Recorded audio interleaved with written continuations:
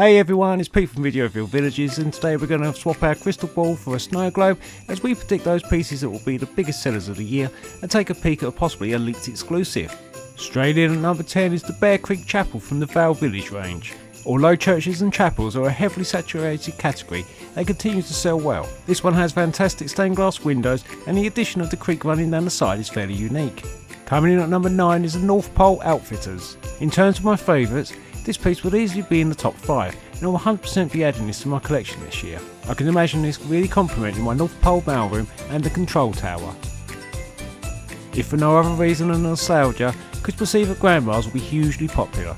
Many of us will have fond memories of our Christmas at our grandparents', keeping us entertained as children whilst Mum and Dad are getting everything ready for the big day, and generally any trip to Grandma's is a great one as they spoil us rotten. The item itself is marvellous too, really brought to life by this fantastic internal scene.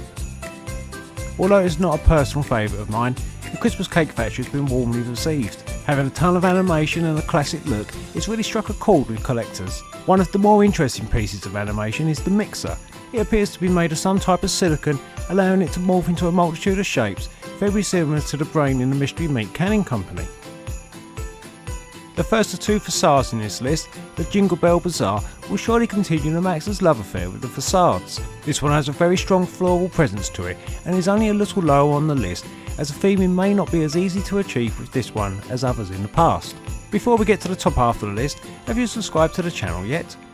With new content each and every week, including reviews, how-to guides, repairs and lists like this video, be sure to click subscribe and check the bell to keep up to date with the latest from Lemax and Videoville. Now, I may technically be cheating by adding these all together as one entry, but I cannot imagine anyone buying one without the others. These super cute Reindeer Dens are a great surprise for this year.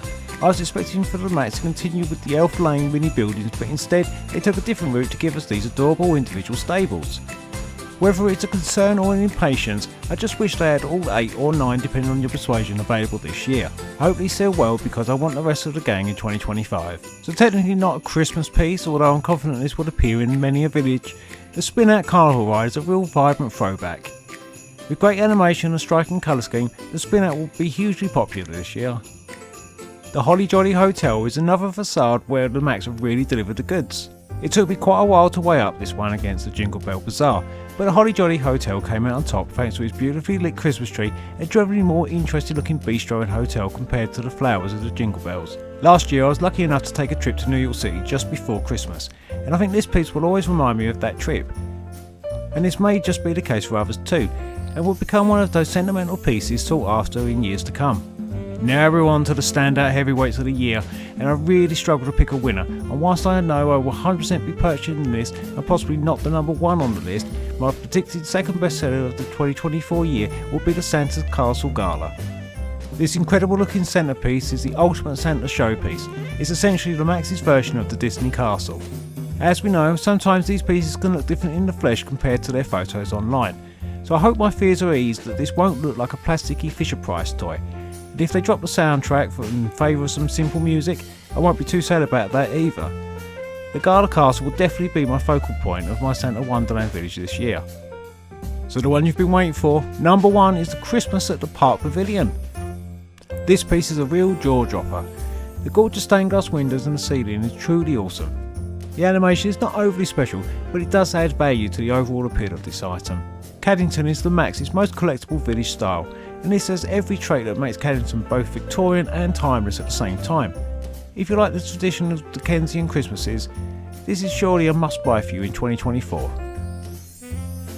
There's not been too much noise about what we can expect as a Michael's Christmas exclusive, unlike their Spooky Town counterparts, but I think I may possibly have stumbled across one, and hopefully so because it looks great.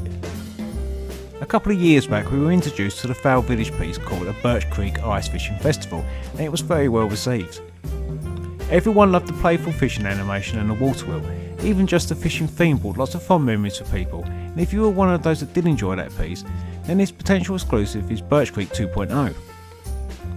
The Rocky River Grist Mill has a lot of similar charms such as the design of the building, the fishing, even the water wheel, but this time the Lemax have incorporated real running water into this piece. This is an incredible step up on the typical animation, and how the light hits and reflects in the water cannot be replicated in resin. Hopefully the reason behind Lemax not disclosing this piece on their website is due to it being a Michaels exclusive, and not that they have had the production issues. After all, water and electrics do not play well together, and the reliability of some of their animated pieces can be questionable at best. I truly hope this one is watertight, if you pardon the pun. Thanks for watching everyone, don't forget to hit that like and subscribe button, and I'll see you on the next one.